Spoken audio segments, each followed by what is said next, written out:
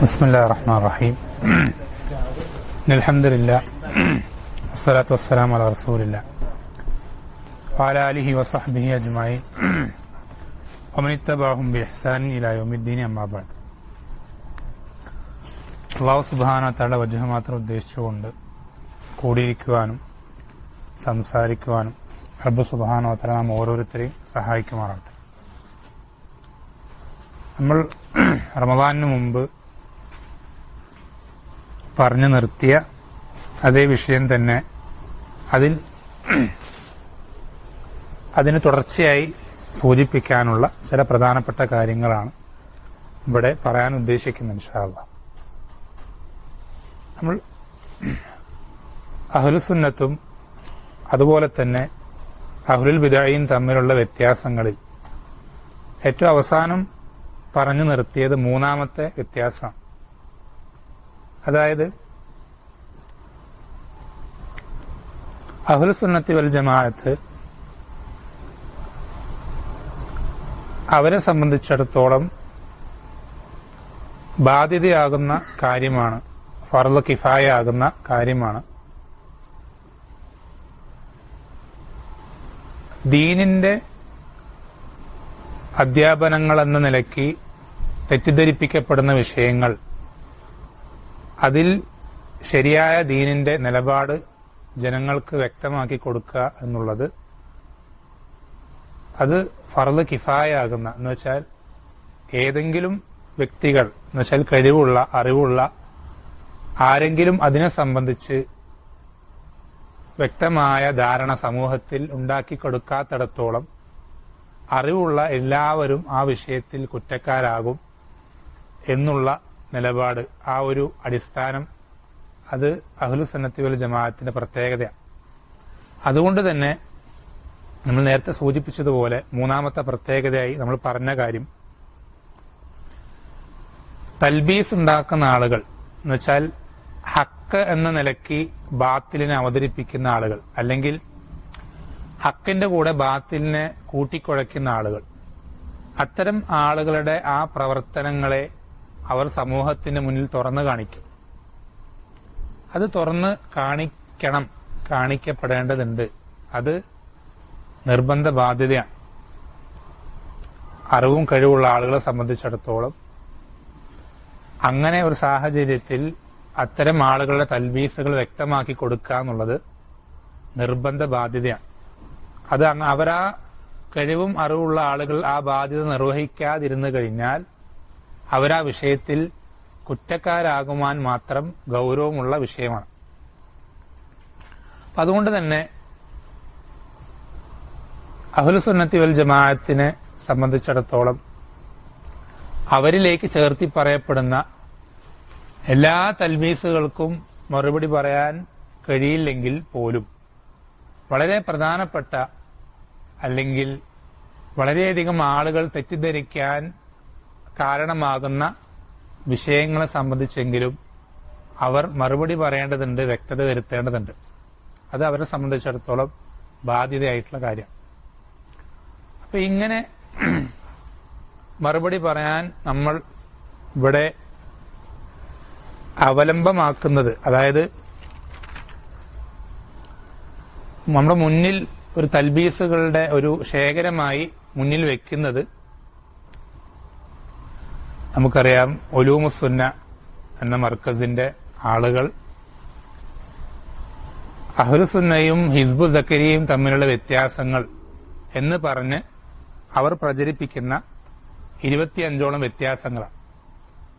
ഈ കാര്യങ്ങൾ വ്യക്തത വരുത്തുമ്പോൾ നമ്മൾ ഒരിക്കലും അവർക്കൊരു മറുപടി എന്നത് മാത്രമല്ല ഉദ്ദേശിക്കുന്നത്, മറിച്ച് ഈ കാര്യങ്ങളിൽ പല ആളുകൾക്കും ശരിയായ വ്യക്തത കുറവുണ്ട്. നമ്മളിൽ ആളുകൾക്ക് പോലും ഇത്തരം പല വിഷയങ്ങളിൽ ശരിയായ ഒരു കാഴ്ചപ്പാട് പലർക്കും ഇപ്പോഴും ഇല്ല. അത് ഒരു വലിയ പോരായ്മയാണ്. എന്നുവെച്ചാല് എന്താണ് നമുക്കും അവർക്കും തമ്മിലുള്ള വ്യത്യാസം എന്നതറിയാത്ത പല ആളുകളുണ്ട്. അത്തരം ആളുകൾ എന്ത് ചെയ്യും? ഇന്നല്ലെങ്കിൽ നാളെ അവരുടെ എന്തെങ്കിലും സംസാരങ്ങൾ കേൾക്കുകയോ അതിൽ ആകൃഷ്ടരാവുകയോ ചെയ്തു കഴിഞ്ഞാൽ പിന്നെ നേരെ എന്ത് ചെയ്യാണ്? അവരുടെ മറ്റ് ശുബഹത്തുകൾ അവരെ ബാധിക്കുകയാണ്, എഫക്ട് ചെയ്യണം. എന്തുകൊണ്ടാണ്? എന്താണ് അവരുടെ പ്രശ്നങ്ങൾ, എന്താണ് അവർ ഈ തൽബീസ് ഉണ്ടാക്കുന്നതിൽ ഹക്ക് എന്താണ്, ബാത്തിൽ എന്താണ് എന്ന് വേർതിരിച്ച് മനസ്സിലാക്കാൻ സാധിക്കാത്തതുകൊണ്ടാണ്. മറ്റൊരു കാര്യം എന്താണെന്ന് വെച്ചാല്, ഇവരുടെ ഈ ശേഖരത്തിൽ അതിന് കൃത്യമായ മറുപടി പറയുന്നതിലൂടെ നമുക്ക് ഒരുവിധപ്പെട്ട തൽബീസുകൾക്കൊക്കെ നമുക്ക് മറുപടി പറയാൻ സാധിക്കുന്നുള്ളത് കൊണ്ടാണ് എന്ത് ചെയ്യുന്നത്, ഈ ഒരു 25 കാര്യങ്ങൾ തന്നെ നമ്മൾ അതിന് മറുപടി പറയാൻ ഉദ്ദേശിക്കുന്നത്.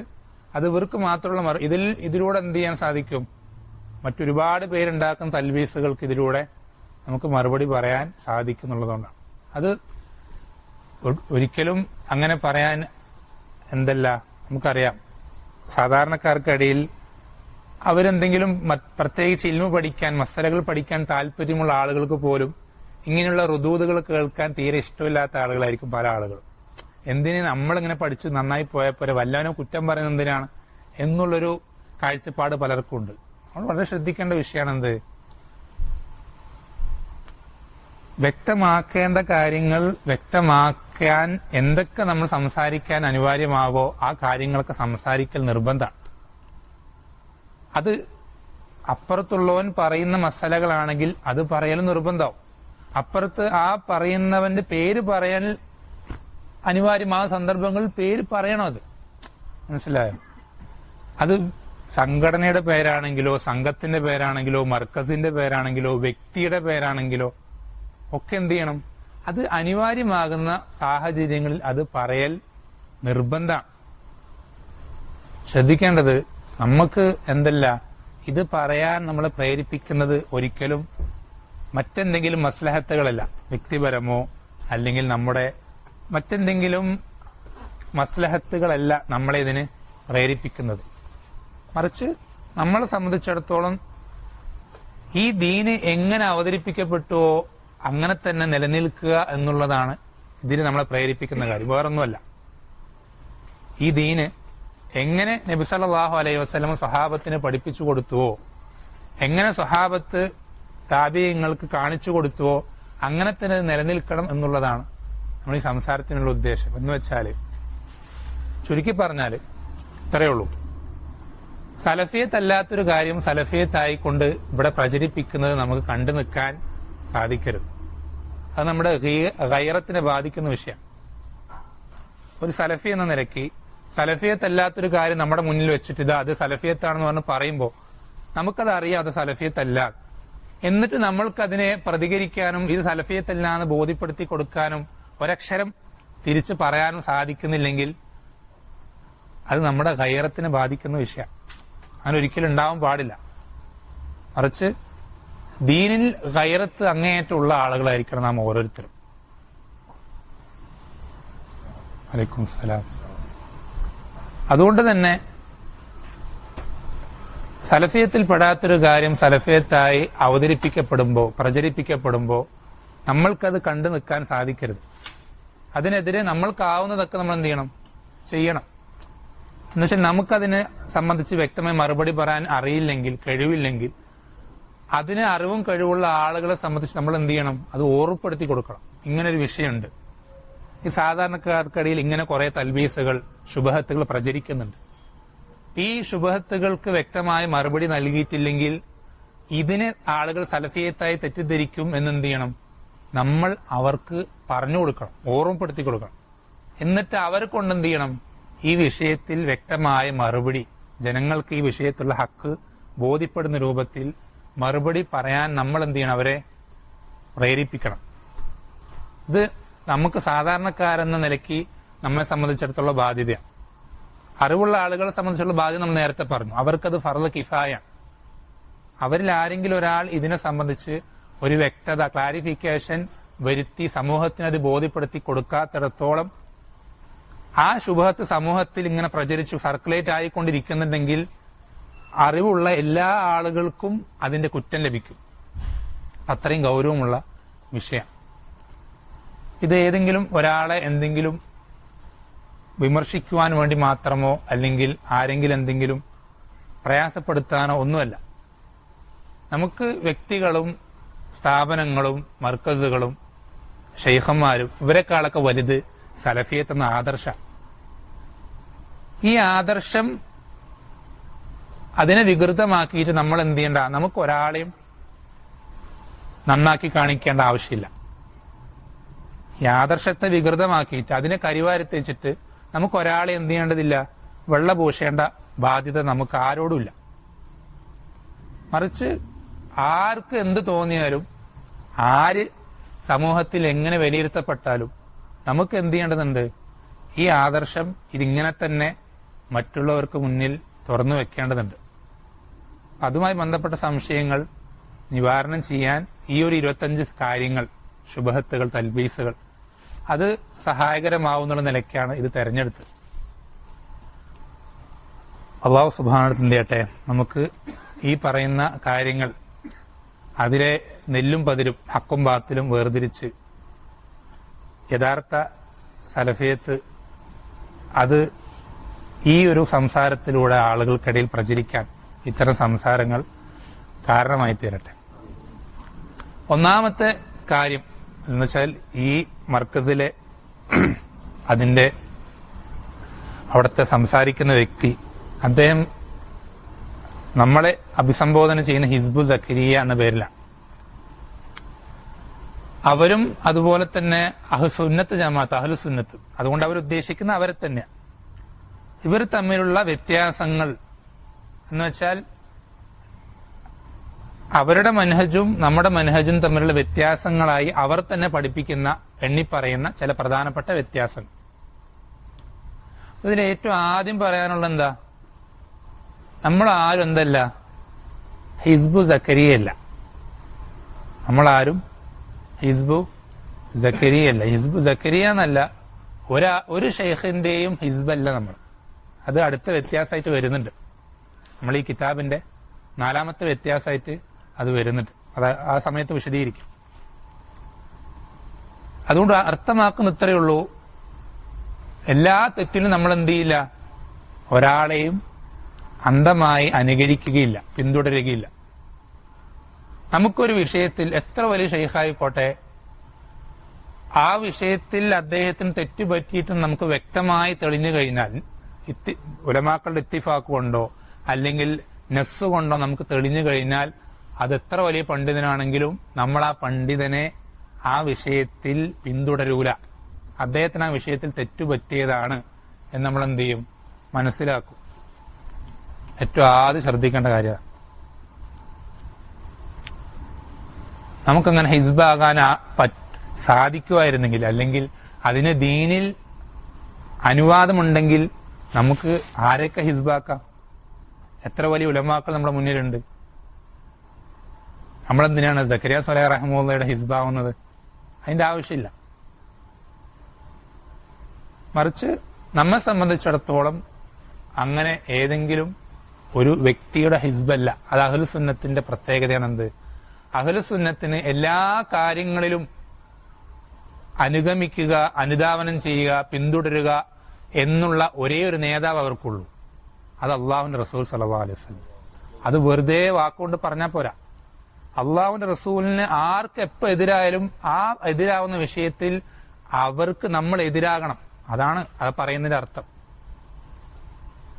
അള്ളാഹുവിന്റെ റസൂലിനെ സല്ലല്ലാഹു അലൈഹി വസല്ലമയ്ക്ക് ഒരാൾ എപ്പോഴെങ്കിലും എത്ര വലിയ നമ്മുടെ മനസ്സിൽ എത്ര വലിയ സ്ഥാനമുള്ള ആളായിക്കോട്ടെ, അയാൾ റസൂലിനെതിരായി കഴിഞ്ഞാൽ അയാൾ ആ എതിരായ വിഷയത്തിൽ നമുക്ക് അദ്ദേഹത്തിനോട് എതിരാവാൻ സാധിക്കണം. അപ്പോഴാണ് നമ്മൾ നമ്മുടെ നേതാവായ റസൂൽ നിശ്ചയിച്ചു എന്ന് പറയുന്നതിൽ അർത്ഥമുള്ളൂ. അത് നമ്മൾ പിന്നീട് അടുത്ത വ്യത്യാസമായിട്ട് ഇൻഷാ അല്ലാഹ് വിശദീകരിക്കുന്നുണ്ട്. ഇവിടെ അധികം തീർപ്പിക്കുന്നില്ല. അദ്ദേഹം പറയുന്ന ഒന്നാമത്തെ വ്യത്യാസം, അദ്ദേഹത്തിന്റെ കണ്ണിൽ അദ്ദേഹം ഈ വ്യത്യാസം പറയാൻ അദ്ദേഹത്തെ പ്രേരിപ്പിച്ച കാര്യമായിട്ട് അദ്ദേഹം പറയുന്നത് എന്താണെന്നറിയോ? അദ്ദേഹം പറയുന്നത് നമ്മളുമായി വേറിട്ട് നിൽക്കാനുള്ള കാരണങ്ങളാണെന്ത്, ഈ 25 കാര്യങ്ങൾ. വെച്ചാൽ നമ്മുടെ കൂടെ സഹകരിക്കാതെ, നമ്മുടെ കൂടെ എന്താ പറയുക, നമ്മളിൽ ഒരാളായി മാറാതെ അവരിങ്ങനെ വേറിട്ട് നിൽക്കാനുള്ള കാരണങ്ങളാണ് എന്ത്, ഈ 20. അപ്പൊ അത്രയും അവർക്കിടയിൽ അത്രയും ഗൗരവമുള്ള കാര്യങ്ങളായിട്ടാണ് എന്ത് ചെയ്യുന്നത്, അവരിതിനെ മനസ്സിലാക്കുന്നത്. അപ്പൊ നമ്മളിത് വളരെ ശ്രദ്ധിക്കേണ്ട വിഷയമാണ്. വളരെ ശ്രദ്ധിക്കേണ്ട വിഷയങ്ങളാണ്. ഒന്നാമത്തെ കാര്യം അവർ പറയുന്നത്, യമനിലെ സുന്നത്ത് ജമാഅത്തിന്റെ പണ്ഡിതന്മാരെ അന്യായമായി ചീത്ത വിളിക്കുന്നു. ആര്? നമ്മള്. യമനിലെ സുന്നത്ത് ജമാഅത്തിന്റെ പണ്ഡിതന്മാരെ അന്യായമായി ചീത്ത വിളിക്കുന്നു എന്നുള്ളതാണ് ഒന്നാമത്തെ വ്യത്യാസമായിട്ട് അവർക്ക് പറയാനുള്ളത്. നമുക്ക് തിരിച്ചവരോട് പറയാനുള്ളത്, അന്യായമായിട്ട് ചീത്ത വിളിക്കുക എന്നുള്ളത് എന്തല്ല, പണ്ഡിതന്മാരെ ചീത്ത വിളിക്കുക എന്നുള്ളത് ഒന്നാമത് മര്യാദയല്ല. അന്യായമായിട്ടാണെങ്കിലും ന്യായമായിട്ടാണെങ്കിലും പണ്ഡിതന്മാരെ ചീത്ത വിളിക്കുക എന്നുള്ളത് എന്തല്ല, അത് സലഫുകളുടെ മര്യാദയല്ല. റദ്ദ് നൽകുമ്പോൾ പോലും അതിന്റെ അദബുകൾ പാലിക്കണം എന്നുള്ളത് പണ്ഡിതന്മാർ പ്രത്യേകം വിശദീകരിക്കുന്ന കാര്യമാണ്. എത്രത്തോളം? ആ വിഷയത്തിൽ തന്നെ പണ്ഡിതന്മാർക്ക് ഗ്രന്ഥങ്ങൾ വരെയുണ്ട്.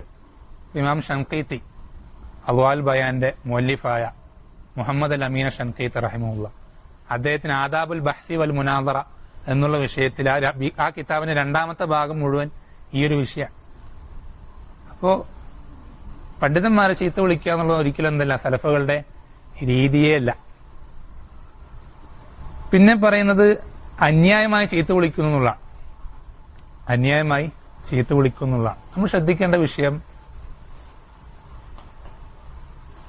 നമ്മെ സംബന്ധിച്ചിടത്തോളം ഒരു വ്യക്തിക്കെതിരെ നമ്മളോട് എത്രയധികം ദുൽമ ചെയ്തൊരു വ്യക്തിയാണെങ്കിൽ പോലും നമുക്ക് ആ വ്യക്തിയോട് തിരിച്ചങ്ങോട്ട് ദുൽമ ചെയ്യുക, അന്യായം പറയുക, പ്രവർത്തിക്കുക എന്നുള്ളത് പാടില്ലാത്ത.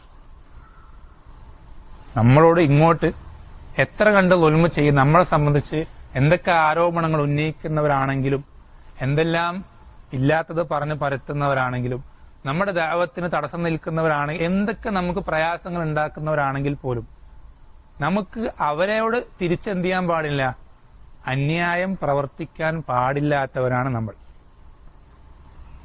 എന്നുവെച്ചാൽ ഇങ്ങോട്ട് പറയുമ്പോൾ അതുപോലെ തിരിച്ചങ്ങോട്ട് പറയുക എന്നുള്ളതല്ല.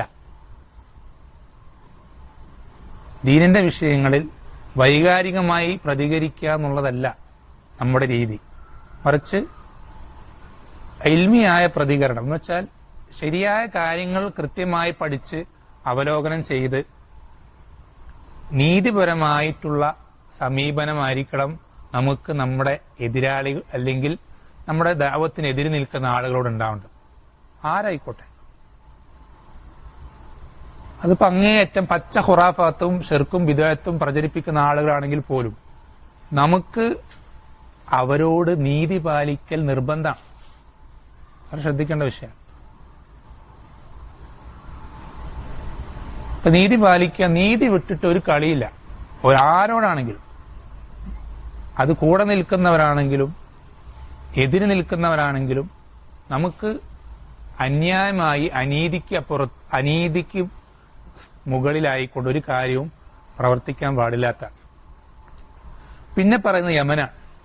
നമ്മൾ ശ്രദ്ധിക്കേണ്ടത്, നമുക്ക് യമനിലെ പണ്ഡിതന്മാരാണെന്നോ സൗദിയിലെ പണ്ഡിതന്മാരെന്നോ ജോർദാനിലെ പണ്ഡിതന്മാരെന്നോ ഒരു സ്ഥലത്തെയും പണ്ഡിതന്മാരെന്ന പ്രത്യേക വേർതിരിവ് അഹ്ലുസുന്നത്തിനില്ല. അഹ്ലുസുന്നത്തിനെ സംബന്ധിച്ചിടത്തോളം അവർ ഉലമാക്കളെ സ്നേഹിക്കുന്നതും ആദരിക്കുന്നതും അവരുടെ ഇൽമിന്റെ അടിസ്ഥാനത്തിലാണ്. എത്രത്തോളം ഇൽമുണ്ടോ അത്രത്തോളം സ്നേഹിക്കും.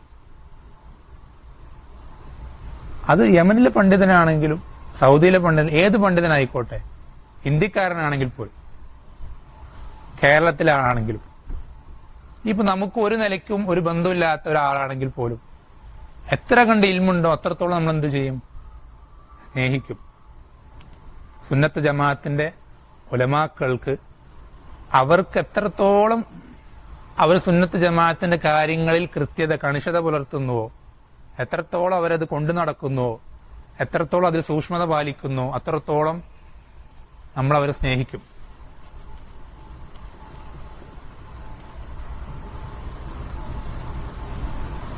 അപ്പൊ നമ്മെ സംബന്ധിച്ചിടത്തോളം ഒരിക്കലും എന്തില്ല,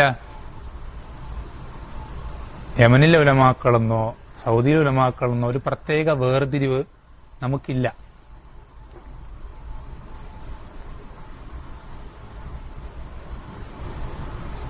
മറിച്ച് നമ്മെ സംബന്ധിച്ചിടത്തോളം നമുക്ക് എന്തുള്ളൂ, ആഗ്രഹമുള്ളൂ, യമനിലായിക്കോട്ടെ സൗദിയിലായിക്കോട്ടെ ഇന്നൊരു പണ്ഡിതൻ ഇന്നത് വന്ന് പറഞ്ഞ് ഇങ്ങനെ പോലെ നടക്കണം, അങ്ങനെയൊന്നും നമ്മുടെ ലക്ഷ്യം എന്തുമാത്രമേ ഉള്ളൂ, ഈ തക്കൂന കലിമത്തുല്ലാഹി ഈ ലൊല്യ, അത് മാത്രം നമ്മുടെ ലക്ഷ്യം അത് മാത്രമേ ഉള്ളൂ, നമ്മുടെ അജണ്ട അത് മാത്രമേ ഉള്ളൂ. ആര് വന്ന് എന്ത് പറഞ്ഞിട്ടായിക്കോട്ടെ നമുക്കിവിടെ എന്ത് നടക്കണം, എല്ലാ സ്ഥലങ്ങളിലും പറ്റുന്നത്ര മാക്സിമം സലഫിയത്ത് ശരിയായ രൂപത്തിൽ പ്രചരിക്കണം. നമുക്കത് മാത്രം ലക്ഷ്യമുള്ളൂ, വേറെ അജണ്ടയും നമുക്കില്ല. അതുകൊണ്ട് തന്നെ നമുക്ക് വേറൊരു അജണ്ട ഇല്ലാത്തതിനാൽ തന്നെ എന്ത് ചെയ്യേണ്ടതില്ല, നമുക്ക് പ്രത്യേക രാജ്യക്കാരെ പ്രത്യേക രൂപത്തിലൊന്നും പരിഗണിക്കേണ്ട ആവശ്യമില്ല. മറിച്ച് ശരിയായ സലഫിയത്ത് പ്രചരിപ്പിക്കുന്ന ആളുകളോടൊക്കെ നമുക്ക് അങ്ങേയറ്റം ഇഷ്ടമാണ്. എത്രത്തോളം ഇഷ്ടപ്പെടും, ഈ ദുനിയാവിൽ ഇന്ന് ജീവിച്ചിരിക്കുന്ന ആളുകളിൽ നമ്മൾ ഏറ്റവും അധികം ഇഷ്ടപ്പെടുക സുന്നത്ത് ജമാഅത്തിന്റെ പണ്ഡിതന്മാരെ.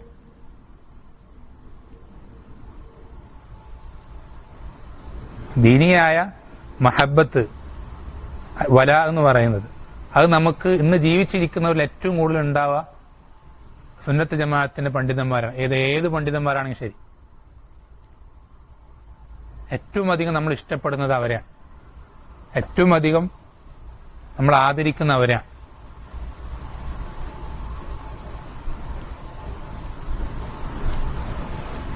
പിന്നെന്തെങ്ങനെ പറയാനുള്ള കാരണം എന്താ, നമ്മെ സംബന്ധിച്ച് ഇങ്ങനെ ഒരു ആരോപണം വരാനുള്ള കാരണം എന്താ,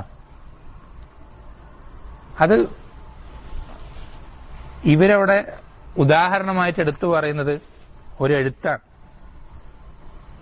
അവര് തുടക്കത്തിൽ തന്നെ സൂചിപ്പിക്കുന്നത് വെച്ചാൽ നമുക്ക് യമനിലെ പണ്ഡിതന്മാരോട് അടങ്ങാത്ത വെറുപ്പും വിദ്വേഷവും ഉണ്ടെന്ന്. നമ്മളിലെ ഓരോ ദായിമാർക്കും യമനിലെ പണ്ഡിതന്മാരോട് അടങ്ങാത്ത വെറുപ്പും വിദ്വേഷവും ഉണ്ടെന്നാണ് എന്ത് ചെയ്യുന്നത്, അവരവരുടെ ദർസുകളിൽ, ഈ ദർസയിൽ പോലും പറഞ്ഞു പഠിപ്പിക്കുന്നത്. ശ്രദ്ധിക്കേണ്ടത്, നമുക്ക് ഒരിക്കലും കൽബ് തുറന്നു കാണിക്കാൻ കഴിയില്ല. പക്ഷെ അള്ളാഹുവിനെ സാക്ഷി നിർത്തി പറയട്ടെ,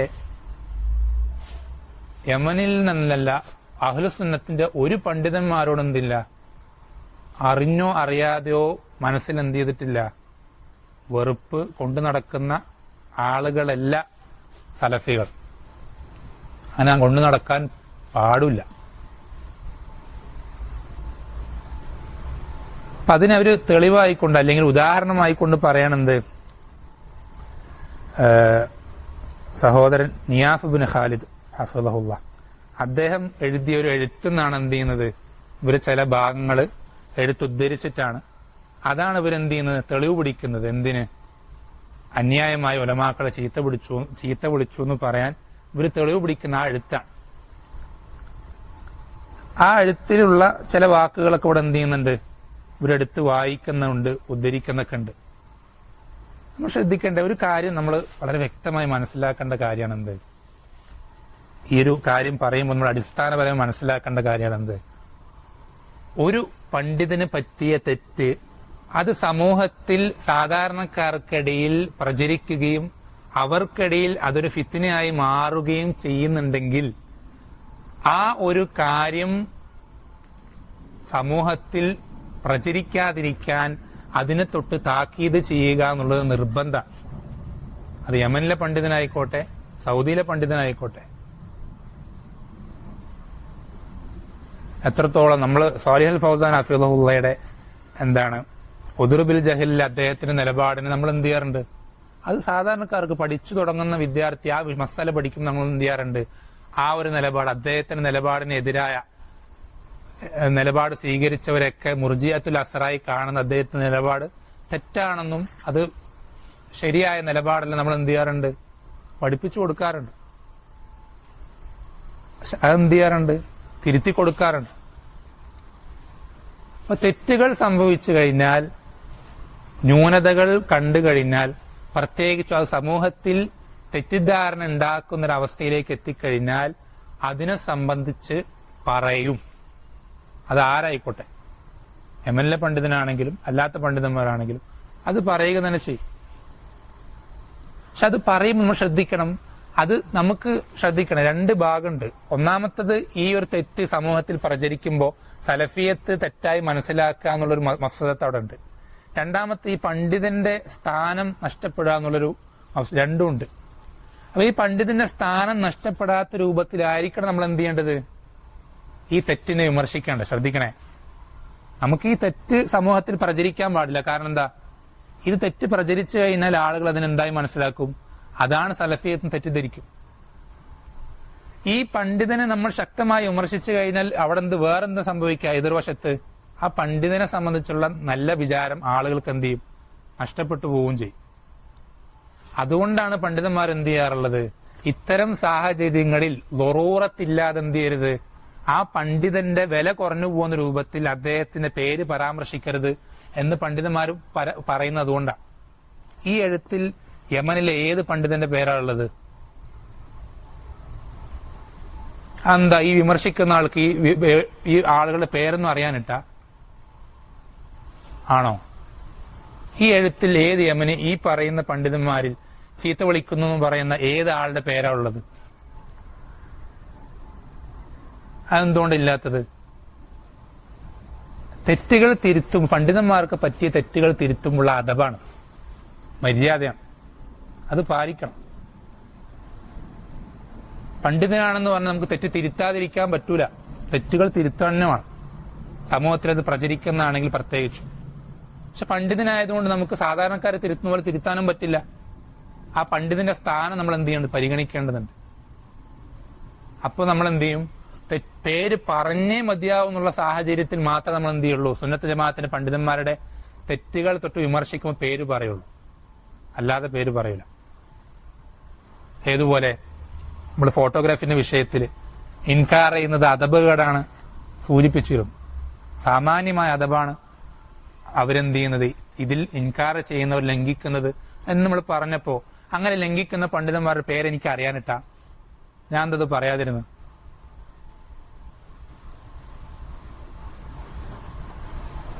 അപ്പോ അതൊരു മര്യാദയാണ്. ആ മര്യാദ പാലിച്ചിട്ട് തന്നെയാണ് അദ്ദേഹം എന്ത് ചെയ്തിട്ടുള്ളത്? ആ തെറ്റിനെ വിമർശിക്കുന്നത്. അപ്പൊ ഉള്ള കുറ്റം ചൂണ്ടിക്കാണിക്കപ്പെട്ടാൽ അതിനെ അന്യായമായി ചീത്ത വിളിക്കുക എന്ന് പറയുന്നതിൽ യാതൊരു അർത്ഥമില്ല. ആ തെറ്റ് ഉള്ളതാണെങ്കിൽ തിരുത്താന്നുള്ളത് അത് അവർക്ക് നല്ല നമുക്കും ബാധ്യതയാണ്. നമ്മളെയൊക്കെ ചൂണ്ടിയിട്ട് ഈ പറയുന്ന കാര്യങ്ങളിൽ നമ്മളിൽ ഉള്ള എന്തെങ്കിലും അബദ്ധങ്ങളാണെങ്കിൽ പിന്നെ ഇവൻ പറഞ്ഞപ്പോ ഞാനിങ്ങനെ തിരുത്തുന്നുള്ള നിലപാട് നമുക്ക് പാടില്ല. മനസ്സിലായോ? അത് ചൂണ്ടിക്കാണിക്കുന്നത് ആരായിക്കോട്ടെ. ഞാൻ പലപ്പോഴും പറയാറുണ്ട് പല ദർസുകളിലും, നബി സല്ലല്ലാഹു അലൈഹി വസല്ലം മജ്ലിസിൽ ശ്രദ്ധിക്കണേ, തൗഹീദ് കൊണ്ട് അയക്കപ്പെട്ട, തൗഹീദിന്റെ സ്ഥാപനത്തിന് വേണ്ടി അയക്കപ്പെട്ട, തൗഹീദിന്റെ വക്താക്കളായ സ്വഹാബത്തിനെ വളർത്തിയെടുത്ത അള്ളാഹുവിന്റെ റസൂൽ സല്ലല്ലാഹു അലൈഹി വസല്ലമയുടെ അടുക്കൽ, അദ്ദേഹത്തിന്റെ മജ്ലിസിൽ സ്വഹാബത്തിന്റെ അടുക്കൽ വന്ന് ജൂതന്മാർ, അള്ളാഹ്ക്ക് ഏറ്റവും വെറുക്കപ്പെട്ട വിഭാഗം, അവര് വന്നിട്ട് പറയാണ്, മുഹമ്മദേ, നിന്റെ കൂട്ടത്തിൽ പല ആളുകളുടെയും തൗഹീദിൽ പല പ്രശ്നമുണ്ടെന്നുള്ള നിലയ്ക്ക് എന്ത് ചെയ്യാണ്? പല വിഷയങ്ങളും പറയാം. ആരാ പറയുന്നത്? അള്ളാഹ്ക്ക് ഏറ്റവും വെറുക്കപ്പെട്ട ആളുകൾ. എന്ത് വിഷയത്തിൽ സംസാരിക്കുന്നത്? റസൂൽ എന്ത് വിഷയം കൊണ്ട് അയക്കപ്പെട്ടു ആ വിഷയത്തിൽ സംസാരിക്കും. പിന്നെ ഇവനാരത് പറയാൻ? എന്നെയാണ് അള്ളാഹ് തൗഹീദ് കൊണ്ട് അയച്ചെന്ന് റസൂൽ ചിന്തിച്ചോ? അല്ലെങ്കിൽ ഇവൻ തൗഹീദ് ശരിയാക്കിയിട്ടാണോ അത് പറയാൻ ചിന്തിച്ചോ? ഇല്ല. നബി സല്ലല്ലാഹു അലൈഹി വസല്ലം ആ പറഞ്ഞപ്പോ അത് നമ്മളിൽ ഉണ്ടോന്നാ ചിന്തിച്ചത്. എന്നിട്ട് അത് നോക്കിയപ്പോ സ്വഹാബത്തിൽ പലരും ആ വിഷയം ഉണ്ട്. അവരത് അസൂയ കൊണ്ടും കുറ്റം കണ്ടുപിടിക്കാൻ വേണ്ടി നടക്കുന്നതുകൊണ്ടും വന്ന് പറയുന്ന, അവരൊരിക്കൽ നസീഹത്ത് കൊണ്ടൊന്നും പറയുന്നല്ല. അത് അറിഞ്ഞിട്ട് പോലും നബി സല്ലല്ലാഹു അലൈഹി വസല്ലം എന്ത് ചെയ്യാണ്? അതിനി അങ്ങനെ പറയരുത് എന്ന് അവരുടെ മുന്നിൽ വെച്ച് തന്നെ പറയാം. കാരണം നമുക്കത് ലാഭം മാത്രമേ ഉള്ളൂ. തെറ്റുകൾ നമുക്ക് ചൂണ്ടിക്കാണിച്ചു തരുന്ന ആരായിക്കോട്ടെ, നമ്മൾ അത് അഹങ്കാരം കടിച്ച് ഇവനാരാത് പറഞ്ഞു തരാൻ, ഇവൻ പറഞ്ഞ ഞാൻ തിരുത്തിയാൽ മോശമല്ലേ എന്നൊന്നും ചിന്തിക്കാതെ നമ്മൾ ആ തെറ്റ് തിരുത്താൻ തയ്യാറാകുന്ന ഒരാളാണെങ്കിൽ നമുക്ക് ലാഭം മാത്രമേ ഉള്ളൂ.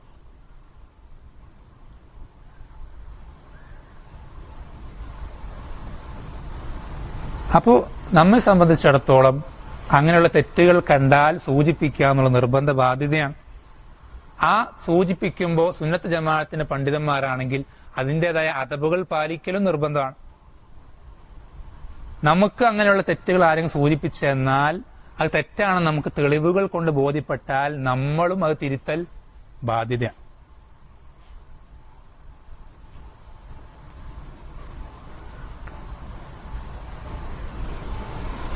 എന്നിട്ട് എന്താ പറയാ, ഈ എഴുത്തിലെ ചില ഭാഗങ്ങളൊക്കെ എടുത്ത് വായിച്ച് അദ്ദേഹം ഉദ്ധരിച്ചിട്ട് എന്ത് ചെയ്യാണ്, എന്നിട്ട് അത് നേരെ എന്ത് ചെയ്യാണ്, ഉലമാക്കളെ ചീത്ത വിളിക്കുന്ന വിഷയമായിട്ട് കണക്ട് ചെയ്യണം.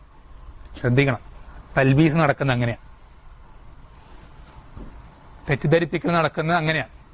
ഈ ഒരു കാര്യം പറഞ്ഞ് അത് ആ എഴുത്തിലെ ചില ഭാഗങ്ങൾ എടുത്ത് വായിച്ച് ഉദ്ധരിക്കുകയും ചെയ്യും. അതിന് നേരെ എന്ത് ചെയ്യും, ഉലമാക്കളെ ചീത്ത വിളിക്കുന്നതായിട്ട് കണക്ട് ചെയ്യും. ഉലമാക്കളെ ചീത്ത വിളിക്കുന്നതിന്റെ ഗൗരവം നമുക്ക് എല്ലാവർക്കും അറിയാം. എന്നിട്ട് അവസാനം എന്ത് ചെയ്യും, അദ്ദേഹം തന്നെ പറഞ്ഞെത്തിയ വിഷയമാണ് എന്ത്, അവസാനം അദ്ദേഹം പറഞ്ഞെത്തിയ റിസൾട്ടാണ് എന്ത്, ഇത് മാത്രം മതി എന്തിനു അഹ്ലുസുന്നത്തിൽ നിന്ന് പുറത്തു പോകാൻ. ഈ ഒരു കാര്യം മാത്രം മതി അഹ്ലുസുന്നത്തിൽ നിന്ന് പുറത്തു പോകാൻ. അങ്ങനെ എന്തായി, അഹ്ലുസുന്നത്ത് പുറത്തുപോയി. ഒന്നാമത്തെ കാര്യം കൊണ്ട് തന്നെ അഹ്ലുസുന്നത്തിൽ നിന്ന് പുറത്തുപോയി. ശ്രദ്ധിക്കേണ്ടത്, ഒരു കാര്യത്തിൽ പ്രത്യക്ഷമായിട്ടുള്ളൊരർത്ഥം, അതിനാണ് ലാഹിറുൽ ഖൗൽ എന്ന് പറയാം. ശരിക്കും ശ്രദ്ധിക്കണം. ഒരു കാര്യം പ്രത്യക്ഷത്തിൽ അത് പറയുമ്പോൾ കിട്ടുന്ന ഒരു അർത്ഥം, ആ കാര്യം അനിവാര്യമാക്കുന്ന മറ്റൊരർത്ഥം ഉണ്ടാവും. പ്രത്യക്ഷത്തിൽ ആ അർത്ഥം ഇല്ല, എന്നാൽ അത് അനിവാര്യമാക്കുന്ന മറ്റൊരർത്ഥം ഉണ്ടാവും. അതിനാണ് ലാസിമുൽ ഖൗൽ എന്ന് പറയാം. അനിവാര്യമാക്കുന്ന മറ്റൊരർത്ഥം. ഈ അർത്ഥം പ്രത്യക്ഷത്തിൽ ഉണ്ടാവൂല. ഏതുപോലെ ഇദ്ദേഹം തന്നെ പറയുന്നൊരു എന്താ പറയാ ഒരു സംഭവമുണ്ട്, ഷെയ്ഖ് അൽബാനി റഹിമഹുള്ളയുടെ സംഭവം. അത് എന്താണ്, ചില നാടുകളിൽ എന്തുണ്ട്, പണ്ഡിതന്മാരെ ആദരിക്കുന്നതിന്റെ ഭാഗമായിട്ട് അവരെ വിരുന്നിന് ക്ഷണിച്ചു കഴിഞ്ഞാൽ എന്ത് ചെയ്യും, ചെരുപ്പ് തിരിച്ചിടും. വിരുന്ന് കഴിഞ്ഞ് തിരിച്ച് അവർ പുറത്തേക്ക് ഇറങ്ങി പോകുന്ന സമയത്ത് അവർക്ക് ഇറങ്ങിക്കഴിഞ്ഞാൽ ഇടാൻ പാകത്തിന് ചെരുപ്പ് തിരിച്ചു വയ്ക്കും. അതൊരു ആ നാട്ടിലൊരു ആദത്താണ്. ആ നാട്ടിലെ പണ്ഡിതന്മാരെ ആദരിക്കുന്നതിന്റെ ഭാഗമായിട്ട് ആ നാട്ടുകാർ ചെയ്തു പോരുന്നൊരു ആദത്താണ്, അവരുടെ ഉറപ്പിലുള്ളൊരു കാര്യമാണ്. അപ്പൊ ഒരാൾ എന്ത് ചെയ്തു, അയാളുടെ വീട്ടിലേക്ക് ഒരു പണ്ഡിതനെ ക്ഷണിച്ചപ്പോ ഇങ്ങനെ ചെരുപ്പ് തിരിച്ചു വെക്കാൻ മറന്നുപോയി. ഈ പണ്ഡിതൻ വീട്ടിൽ നിന്ന് വിരുന്നൊക്കെ കഴിഞ്ഞ് പുറത്തേക്ക് ഇറങ്ങുമ്പോൾ ചെരുപ്പ് തിരിച്ചു വെച്ചിട്ടില്ല. അപ്പൊ ചെരുപ്പ് തിരിച്ചു വെച്ചിട്ടില്ല. അപ്പൊ അതിന്റെ ലാസിം എന്താ, പണ്ഡിതന്മാരെ ഇവൻ എന്ത് ചെയ്യുന്നില്ല, ആദരിക്കുന്നില്ല. അതിന്റെ ലാസിം എന്താ, ഇവൻ ഇൽമിനെ ആദരിക്കുന്നില്ല. അതിന്റെ ലാസിം എന്താ, ഇവൻ അള്ളാന്റെ റസൂലിനെ ആദരിക്കുന്നില്ല. അതിന്റെ ലാസിം എന്താ, ഇവൻ ജിബ്രീലിനെ ആദരിക്കുന്നില്ല. അതിന്റെ ലാസിം എന്താ, അള്ളാനെ ആദരിക്കുന്നില്ല. അപ്പൊ ഇവൻ എന്താ, കാഫിറായി. ചുരുക്കി പറഞ്ഞാൽ ചെരുപ്പ് തിരിച്ചു വെക്കാത്തോണ്ട് ഇവൻ എന്തായിപ്പോയി, കാഫിറായിപ്പോയി. അപ്പൊ ചെരുപ്പ് തിരിച്ചു വെച്ചില്ലെങ്കിൽ കാഫിറാകും നമ്മൾ നേർക്ക് നേരെ പറയുന്നതിന് എന്ത് പറയാ, ലാഹിറുൽ ഖൗൽ എന്ന് പറയാം.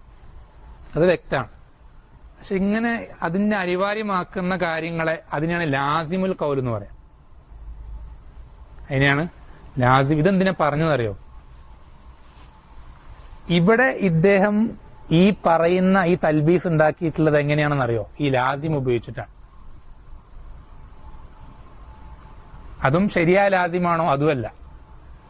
എന്താണ്, ഇവിടെ ചില പദപ്രയോഗങ്ങൾ എന്താണ്, അദ്ദേഹത്തിന്റെ എഴുത്തിൽ, സഹോദരൻ നിയാഫിന്റെ എഴുത്തിൽ വന്നിട്ടുള്ള പദപ്രയോഗങ്ങളാണ് എന്ത്, ഉലമാക്കളെന്ന് അവർ മാത്രം വിളിക്കുന്ന ചില യമനികളാണ് എന്ന് പറഞ്ഞിട്ടൊരു ഭാഗമാണ്. അപ്പോ പണ്ഡിതന്മാരെ ഈ രൂപത്തിൽ പറഞ്ഞു. അപ്പൊ പണ്ഡിതന്മാരെ എന്ത് ചെയ്തില്ല, ആദരിച്ചില്ല. അപ്പോ പണ്ഡിതന്മാരെ ചീത്ത വിളിക്കുകയാണ്. അതൊക്കെ ലാസിമാക്കി എടുക്കുന്ന, അതൊക്കെ ശരിക്കും അവിടെ ഉദ്ദേശിക്കുന്ന എന്താ, അവിടെ ഒരിക്കലും എന്തല്ല, പണ്ഡിതന്മാരെ ചീത്ത വിളിക്കുക എന്നുള്ളൊരു വിഷയം അവിടെ വരുന്നില്ല. അവിടെ എന്തു മാത്രമേ വരുന്നുള്ളൂ, ഈ ഒരു തിന്മ എതിർക്കുക എന്നുള്ള കാര്യം മാത്രം എന്ത് ചെയ്യുന്നുള്ളൂ, അവിടെ വരുന്നുള്ളൂ. നേരത്തെ ഫോട്ടോഗ്രാഫിന്റെ വിഷയത്തിൽ ഇൻകാർ ചെയ്യുമ്പോൾ അദബില്ലാത്തവരാണത് ചെയ്യാന്ന് പറഞ്ഞപ്പോ നമ്മൾ ഒരിക്കലും ആ പറയുന്ന ആളുകൾക്ക്, പണ്ഡിതന്മാർക്ക് ഒന്നും അദബില്ല എന്നുള്ള അർത്ഥം അത് ലാസിമുൽ കൗലാണ്. അതേസമയം അവിടെ ഉദ്ദേശിക്കുന്ന എന്താ, ഈ ഒരു പരിപാടി അത് അദബില്ലാത്ത പരിപാടിയാണെന്നാണ് എന്ത് ചെയ്യുന്നത്, അതിന്റെ ലാഹിർ. മനസ്സിലായോ? അപ്പൊ ഈ ലാസിം ഉപയോഗിച്ചിട്ടാണ് എന്ത് ചെയ്യുന്നത്, ഒന്നാമത്തെ കാര്യത്തിൽ ഇവിടെ തൽബീസ് ഉണ്ടാക്കിയിട്ടുള്ളത് ലാഹിറുൽ ഖൗൽ വെച്ചിട്ടല്ല, ലാസിം ഉപയോഗിച്ചിട്ടാണ്. ലാസിം ഉപയോഗിച്ചിട്ടാണ്. ഈ ലാസിമിന്റെ പ്രത്യേകത എന്താന്ന് വെച്ചാല്, ആരിലേക്കാണോ ഈ ലാസിമ് ചേർത്തി പറയുന്നത്, അയാൾ പറയണം ഞാൻ അങ്ങനെ ഉദ്ദേശിച്ചിട്ടില്ല എന്ന് പറഞ്ഞാൽ പിന്നെ ആ കാര്യം അയാളിലേക്ക് ചേർത്തി പറയുന്നത് കളവാണ്.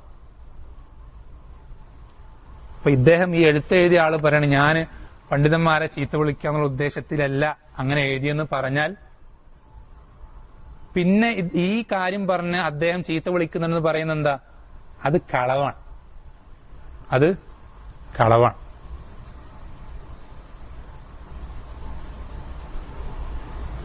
ഇതെന്തിനെ പറയാൻ കാരണം എന്നറിയോ, ലാസിമുൽ ഖൗലും വാഹിറുൽ ഖൗലും രണ്ടാമത്തെ ഉൾട്ടയാണ്.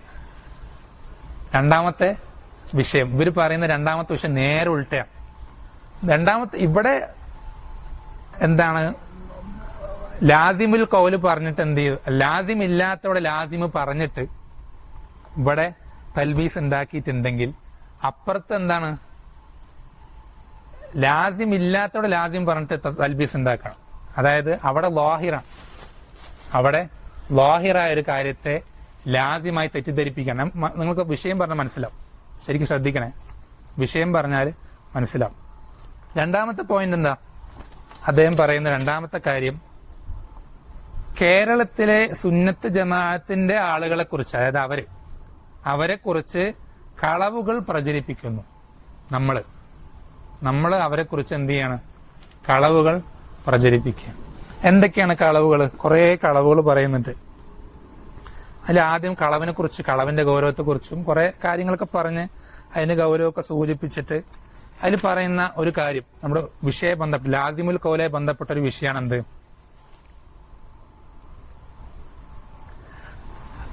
ഇതൊന്നും പേര് പറയാൻ നിവൃത്തിയില്ല. ഹസൻ ബാഷുഐബ് ഹഫിളഹുല്ലാ, അദ്ദേഹം അബ്ദുർ റസാഖ് അൽ ബദർ ഹഫിളഹുല്ലയെ എന്തു പറഞ്ഞു, തുറാത്തി എന്ന് പറഞ്ഞു. ശ്രദ്ധിക്കണേ, ഹസൻ ബാഷുഐബ് ഹഫിളഹുല്ല അദ്ദേഹം എന്ത് ചെയ്തു, അബ്ദുർ റസാഖ് അൽ ബദറിനെ ഹഫിളഹുല്ലയെ എന്ത് ചെയ്തു, തുറാത്തി എന്ന് വിളിച്ചു. ഒരാളെ നോക്കിയിട്ട് ഹാദ ഇഹ്വാനി അല്ലെങ്കിൽ ഹാദ ഖാരിജി, ഹാദ തക്ഫീരി എന്ന് പറയുമ്പോ പിന്നെ അവിടെ അനിവാര്യമാക്കേണ്ട എന്തെങ്കിലും ഒരു കാര്യം ഉണ്ടാവും. അവിടെ പറയുന്നോണ്ട് തന്നെ വ്യക്തല്ലേ, ഇത് ഇഹ്വാനിയാണെന്ന് പറഞ്ഞാൽ ആ പറയുന്ന ലാഹിറിൽ തന്നെ എന്താണ്, ആ കാര്യം വ്യക്തമാണ്. ലാഹിറിൽ തന്നെ ആ കാര്യം വ്യക്തമാണ്. എന്ന് വെച്ചാൽ തുറാത്തി എന്ന് പറയുന്നത് കൊണ്ട് അർത്ഥമാക്കുന്നത് ഇവൻ വിദേഹത്തുകാരനാണ് എന്നുള്ള അർത്ഥം കിട്ടണമെങ്കിൽ ലാസിമുൽ ഖൗലിലേക്കൊന്നും വരേണ്ട ആവശ്യമില്ല. ലാസിമുൽ ഖൗലിലേക്കൊന്നും വരേണ്ട ആവശ്യമില്ല.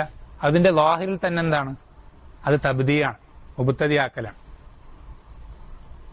ലാഹിറിൽ തന്നെ മുബത്തദിയാക്കലാണ്. ഇവരെന്തു പറഞ്ഞു, ശ്രദ്ധിക്കണേ,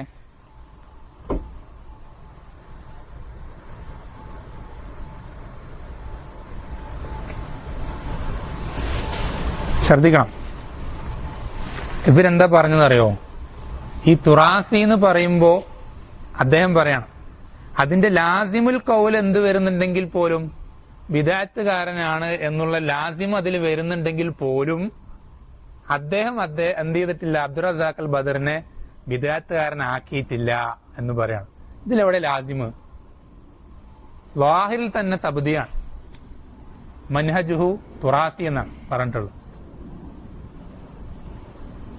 മൻഹജുഹു തുറാസി എന്ന് പറഞ്ഞാൽ പിന്നെ അവിടെ എന്താ ഉള്ളത്, ഒരാളെ നമ്മൾ പറയാണ് അവന്റെ മൻഹജ് അവൻ എന്താണ്, ഖാരിജിയാണെന്ന് പറയാം. അതിൽ പിന്നെ ലാസിം അന്വേഷിച്ച് പോകേണ്ട ആവശ്യമുണ്ടോ? ഏതൊരു സാധാരണക്കാരൻ കേട്ടാൽ മനസ്സിലാവും ഇവൻ ഖാരിജിയാണെന്ന് പറഞ്ഞാൽ എന്താ, അവൻ ഖാരിജിയാണെന്ന് തന്നെ മനസ്സിലായോ? അപ്പോ വ്യക്തമായ ലാഹിറായവിടെ ലാഹിറല്ല അവിടെ ഉദ്ദേശിക്കുന്നത് ലാസിമാണെന്ന് പറഞ്ഞ് എന്ത് ചെയ്യുക, തെറ്റിദ്ധരിപ്പിക്കുക. ഇതേ ആളുകൾ തന്നെ എന്ത് ചെയ്യാണ്, ലാസിം ഇല്ലാത്തൊരു കാര്യത്തിൽ, അതായത് പറഞ്ഞ വ്യക്തി ലാസിം ഉദ്ദേശിക്കാത്തൊരു കാര്യത്തിൽ ലാസിം എന്ത് ചെയ്യുക, ഉണ്ടാക്കിയിട്ട് അതിന്റെ പേരിൽ ഒരുപാട് കാര്യങ്ങൾ, അതിന്റെ പേരിൽ വിധി കൽപ്പിക്കുകയും ചെയ്യാം, ഒരുപാട് ഹുക്കുമുകൾ പറയുകയും ചെയ്യാം. നേരെ വൈരുദ്ധ്യം.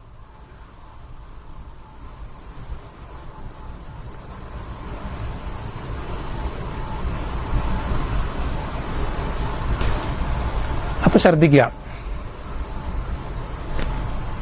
നമുക്കൊരു കാര്യം, നേരിട്ടൊരു കാര്യം ഒരാൾ പറയുമ്പോൾ അതിൽ നിന്ന് പ്രത്യക്ഷത്തിൽ നേരിട്ട് മനസ്സിലാവുന്ന കാര്യത്തിന് എന്ത് പറയാ, വാഹിറുൽ ഖൗൽ എന്ന് പറയാം. സാധാരണ നമ്മൾ സംസാരിക്കുന്ന സംസാരങ്ങൾ അതിൽ നിന്ന് അനിവാര്യമാകുന്ന, നമ്മൾ നേരത്തെ പറഞ്ഞ ഷെയ്ഖ് അൽബാനി പറഞ്ഞ സംഭവമൊക്കെ പോലെ അതിൽ നിന്ന് അനിവാര്യമാകുന്ന കാര്യത്തിന് ലാസിമുൽ ഖൗൽ എന്ന് പറയാം. ഇവിടെ ഒരാൾ ഖാരിജിയാണെന്നോ അല്ലെങ്കിൽ തുറാസിയാണെന്നോ ഇഖ്വാനിയാണെന്നോ സുറൂറിയാണെന്നൊക്കെ പറയുമ്പോൾ ആ പറയുന്നത് തന്നെ ലാഹിറല്ലേ അല്ലേ? നിങ്ങൾക്ക് ആർക്കെങ്കിലും പിന്നെ ലാസിം ചിന്തിച്ചു പോകേണ്ട ആവശ്യം വരുന്നുണ്ടോ? കേൾക്കുന്ന ആർക്കെങ്കിലും വരുന്നുണ്ടോ? പറയുമ്പോൾ തന്നെ അതിൽ വ്യക്തമാണ്. ഇതേ തൽബീസ് തന്നെ എവിടെ ഇറക്കിയെന്നറിയോ? ഉമർ മൗലവിന് ഹാദ ഇഖ്വാനി പറഞ്ഞവിടെയും ഇതേ തൽബീസ്, ഇതേ സെയിം, ഇതേ തൽബീസ് തന്നെ. എന്നിട്ട് അതിനെ ചോദ്യം ചെയ്തപ്പോ അദ്ദേഹത്തിൽ ഇഖ്വാനിയത്ത് ഉണ്ട് എന്നുള്ള അർത്ഥത്തിലാണ് ഹാദ ഇഖ്വാൻ. അങ്ങനെ ഒരു അർത്ഥം ഇനിയില്ലേ. ഹാദ ഇഖ്വാനി എന്ന് പറഞ്ഞാൽ ലാഹിറുൽ ഖൗൽ എന്താ, വ്യക്തമാണ്, ഇവൻ ഇഖ്വാനിയാണെന്നാണ്. അറബി ഭാഷയിൽ അല്ലാത്ത വേറൊരു അർത്ഥമില്ല.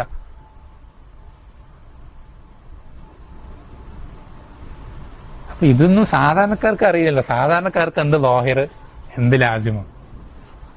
സാധാരണക്കാർക്ക് അറബിയിൽ 4 കാച്ചങ്ങട് കാച്ചിയാൽ ഉഷാറാണ്. ശ്രദ്ധിക്കണം.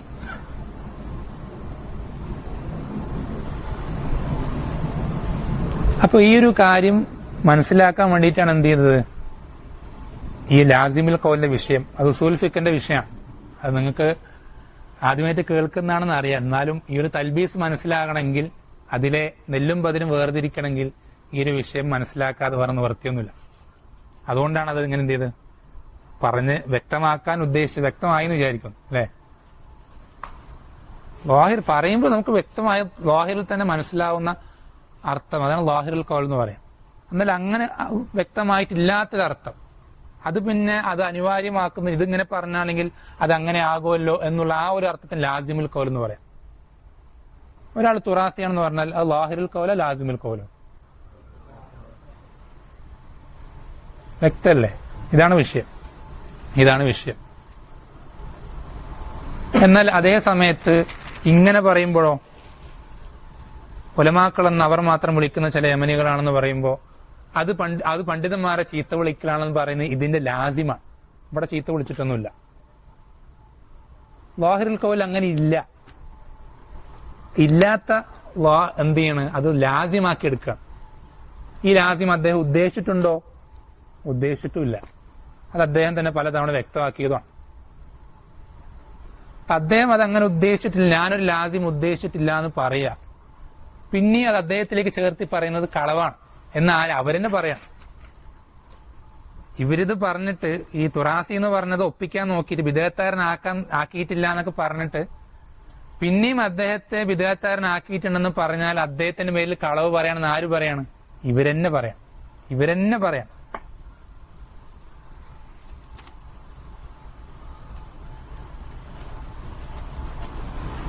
വളരെ ശ്രദ്ധിക്കേണ്ട വിഷയമാണ്.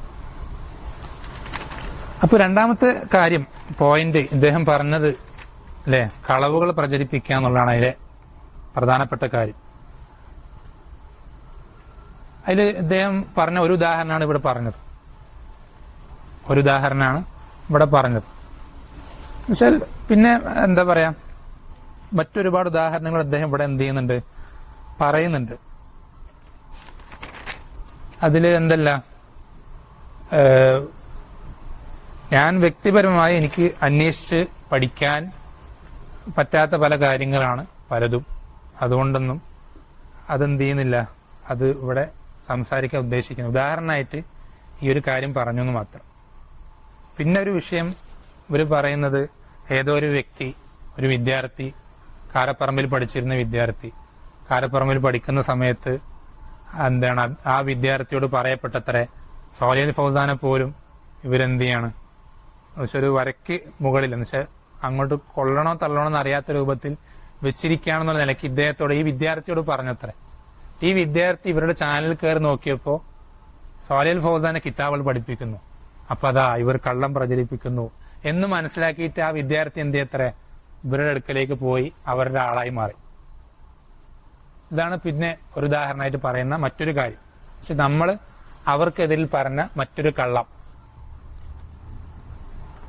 എന്താണ്? ഇവർക്ക് സോലിഹ് ഫൗസാനെ സംബന്ധിച്ചുള്ള നിലപാട് എന്താ? എന്താണ് നിലപാട്?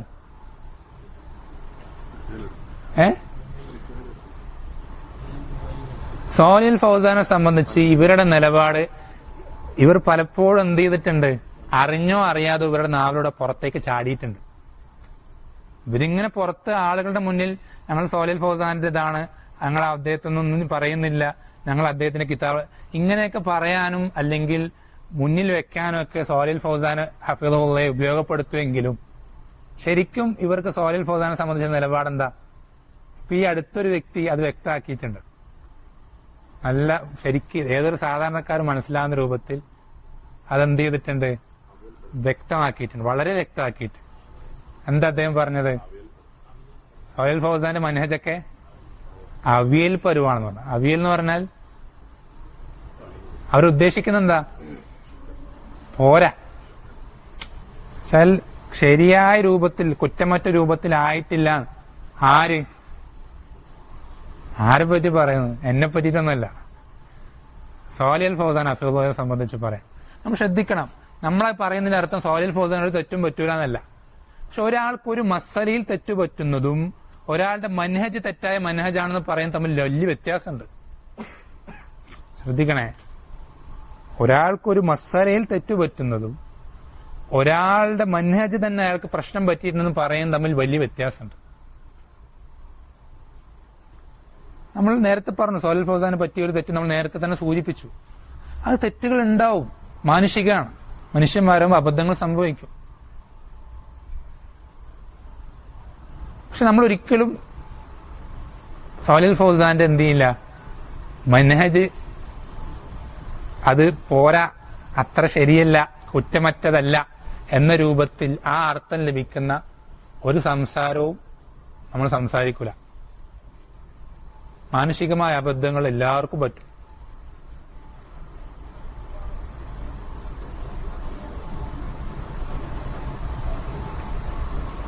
അതുപോലെ തന്നെ ഈ അടുത്ത് സഹോദരൻ ആഷിഖ് ബിൻ അബ്ദുൽ അസീസ് അദ്ദേഹത്തിന് മറുപടി പറയുന്ന, റദ്ദ് ചെയ്യുന്ന സന്ദർഭത്തിൽ ഇതേ വ്യക്തി തന്നെ പറയുന്നതായിട്ട് ഞാൻ കേട്ടാണെന്ത്, ഇത് ഈ പറഞ്ഞത് അദ്ദേഹം ഒരു മസാല പറഞ്ഞിട്ട് പറയണത്, ചില കാര്യങ്ങളൊക്കെ പറഞ്ഞിട്ട് പറയാണ്, ഈ പറഞ്ഞത് ഞങ്ങളുടെ മശായിഖന്മാരായതുകൊണ്ട് ഇവരെടുക്കൂല, അല്ല സോലിഹ് ഫൗസാനൊക്കെ ആയിരുന്നെങ്കിൽ ഇവരത് അങ്ങനെ വിഴുങ്ങിയേനെ അല്ലെങ്കിൽ സ്വീകരിച്ചേനെ. ശ്രദ്ധിക്കണേ, അപ്പൊ ഇവർക്കും സോലിഹ് ഫൗസാനും തമ്മിൽ എന്താ ബന്ധം? ഈ പറയുന്നതിലൂടെ എന്താ മനസ്സിലാക്കാൻ സാധിക്കുക? അല്ലെങ്കിൽ അവർ സോലിഹ് ഫൗസാന് കൊടുക്കുന്ന വില എന്താ?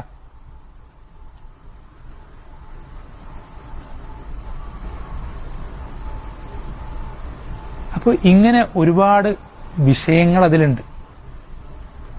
പിന്നെന്താണ്, പ്രത്യക്ഷത്തിൽ ഈ പറഞ്ഞ രൂപത്തിൽ ആ കിതാബ് വെച്ച് ദർസെടുക്കുക, അല്ലെങ്കിൽ ഈ കിതാബിന്റെ ഫത്വകൾ ഉദ്ധരിക്കുമ്പോൾ ഷെയ്ഖ് സോലിഹ് ഫൗസാന്റെ ഫത്വകൾ ഉദ്ധരിക്കും, ഇങ്ങനെയൊക്കെ മുന്നിൽ മറപിടിച്ച് എന്ത് ചെയ്യാൻ സാധിക്കും?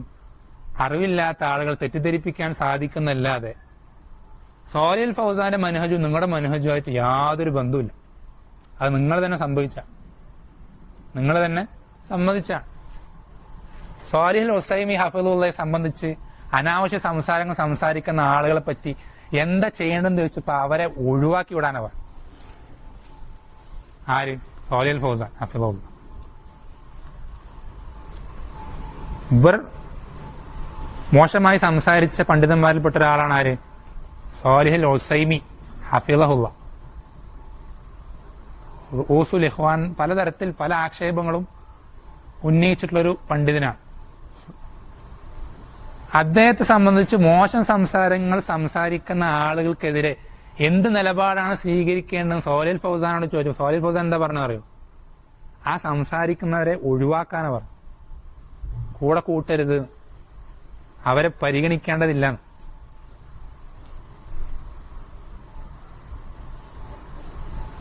അപ്പൊ ഈ പണ്ഡിതന്മാരെ മുന്നിൽ മറപടിച്ചിട്ട് ഞങ്ങൾ സോലിഹ് ഫൗസാൻ മനഹജിലാണ്, അതിലാണ് ഇതിലാണ് എന്ന് പറഞ്ഞ് തെറ്റിദ്ധരിപ്പിക്കാൻ വേണ്ടി പറയുകയാണെങ്കിൽ പോലും നമ്മൾ ശ്രദ്ധിക്കേണ്ടത് പല ആളുകൾ എന്ത് ചെയ്യുന്നുണ്ട്, പല കിതാബുകളും സോലിഹ് ഫൗസാൻ എടുത്തു വെക്കും, അത് വെച്ച് ദർസ് എടുക്കും ഒക്കെ ചെയ്യുമ്പോൾ ആളുകൾ ഈ പറഞ്ഞതുപോലെ പല ആളുകളും തെറ്റിദ്ധരിപ്പിക്കപ്പെടുന്ന പോലെ ഇവരെന്ത് ചെയ്യുന്നുണ്ട്, ഇവർക്ക് അതിലൂടെ തെറ്റിദ്ധരിപ്പിക്കാൻ സാധിക്കുന്നുണ്ട് എന്നുള്ളതൊരു യാഥാർത്ഥ്യം. പക്ഷെ നമ്മൾ ശ്രദ്ധിക്കേണ്ടത് ഇവർ ഈ പറയുന്നതിൽ എന്തില്ല, യാതൊരു വസ്തുതയില്ല, യാഥാർത്ഥ്യമില്ല. അത് അവരുടെ സംസാരത്തിലൂടെ എന്ത് ചെയ്യണം, പ്രവർത്തനങ്ങളിലൂടെയും മറ്റുമൊക്കെ അത് തെളിഞ്ഞതാണ്. അത് എന്ത് ചെയ്യാം, ഇൻഷാ അല്ലാഹ് അത് പിന്നീട് മറ്റൊരു വിഷയം വരുമ്പോൾ അത് കുറച്ച് വിശദീകരിക്കാനുണ്ട്. എന്നുവെച്ചാൽ ഇവരെപ്പോഴും ആളുകൾക്കിടയിൽ തെറ്റിദ്ധരിപ്പിക്കുന്ന ഒരു കാര്യമാണ് എന്ത്, ഞങ്ങൾ പണ്ഡിതന്മാരുടെ ഉലമാക്കളുടെ മനഹജിലാണെന്ന് പറഞ്ഞു. നമ്മൾ ഉലമാക്കളുടെ മനഹജിലാണെന്ന് പറഞ്ഞാൽ എന്ത് ചെയ്യും, അതാണ് ജനങ്ങളുടെ മുന്നിൽ ഇത് ഒരു ഏറ്റവും വലിയൊരു കാര്യമായി കൊണ്ട് മുന്നിൽ പിടിക്കുന്ന കാര്യം അതാണ്. എന്നാൽ ഇവരുടെയും ഉലമാക്കളുടെയും മനഹജ് തമ്മിൽ വലിയ വ്യത്യാസങ്ങളുണ്ടെന്ന് അതിൽ പലതും ഇതിലൂടെ പല വിഷയങ്ങൾ വരുമ്പോൾ നിങ്ങൾക്ക് മനസ്സിലാവും. 25 കാര്യങ്ങളിൽ ഓരോന്നിലൂടെ കടന്നു പോകുമ്പോൾ പലതിലൂടെ നിങ്ങൾക്ക് മനസ്സിലാവും. സോലിഹ് ഫൗസാൻ അവരുടെ മനഹജിലെല്ലാം വ്യക്തമായതുപോലെ ഇതിലൂടെ ഓരോ വിഷയങ്ങൾ കടന്നു പോകുമ്പോൾ നിങ്ങൾക്ക് എന്ത് ചെയ്യും, ഇൻഷാ അല്ലാഹ് ഓരോരോ കാര്യങ്ങൾ ഇൻഷാ അല്ലാഹ് വ്യക്തമാവും.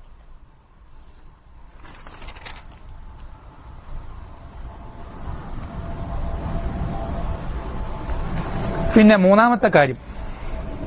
മൂന്നാമത്തെ വിഷയം, സുന്നത്ത് ജമാഅത്തിന്റെ പണ്ഡിതന്മാർക്ക് ഒരു തെറ്റ് പറ്റിയാൽ തെറ്റിന്റെ വലിപ്പം പോലും നോക്കേണ്ടതുണ്ടോ വേണ്ടയോ എന്ന് സൂചിപ്പിക്കാതെ അതിനെക്കുറിച്ച് സംസാരിക്കാൻ പാടില്ല എന്ന സലഫുകൾക്കൊട്ടും പരിചയമില്ലാത്ത ഒരു പിഴച്ചടിസ്ഥാനം ഈ സംഘം വെച്ചു പുലർത്തുന്നു.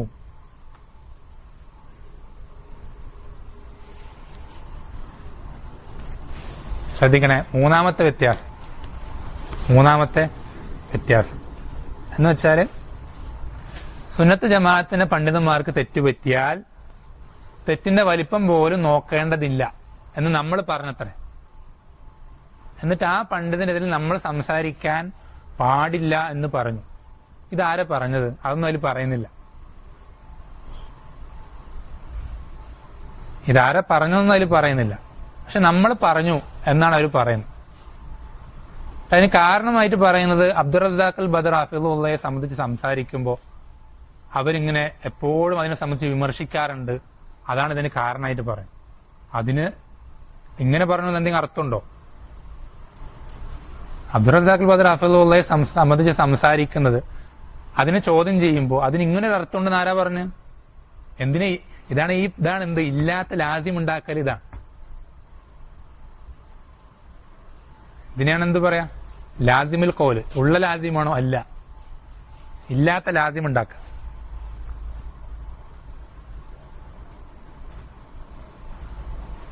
നമ്മളെ സംബന്ധിച്ചിടത്തോളം നമ്മുടെ നിലപാട്, അഹ്ലുസുന്നത്തിന്റെ നിലപാട് നമ്മൾ നേരത്തെ വിശദീകരിച്ച, തെറ്റ് പറ്റിയാൽ ആ തെറ്റ് സൂചിപ്പിക്കപ്പെടുകയും തിരുത്തപ്പെടുകയും ചെയ്യേണ്ടതാണ്. അത് പണ്ഡിതന്മാർക്ക് പറ്റിയ തെറ്റാണെങ്കിൽ അത് സമൂഹത്തിൽ പ്രചരിക്കാനുള്ള സാധ്യത വളരെ കൂടുതലാണ് എന്നുള്ളത് കൊണ്ട് തന്നെ സമൂഹത്തിൽ തെറ്റായ ഒരു കാര്യം സലഫിയത്തായി പ്രചരിക്കാൻ പാടില്ലാത്തത് കൊണ്ട് നമുക്കത് ചൂണ്ടിക്കാണിക്കലും തിരുത്തലും നിർബന്ധമാണ്. ആരാ പാടില്ല എന്ന് പറഞ്ഞ ആരാ പറഞ്ഞത്? ഞാൻ കേട്ടിട്ടില്ല അങ്ങനെ ആരും പറഞ്ഞു.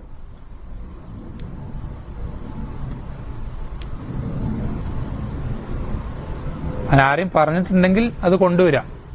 അങ്ങനെ പറഞ്ഞിട്ടുണ്ടെങ്കിൽ അത് തെറ്റന്നെയാണ്. പക്ഷെ ആരാ പറഞ്ഞതൊന്നും പറയാതെ ഈ വെറുതെ പറയുന്ന ലാസിമുകൾ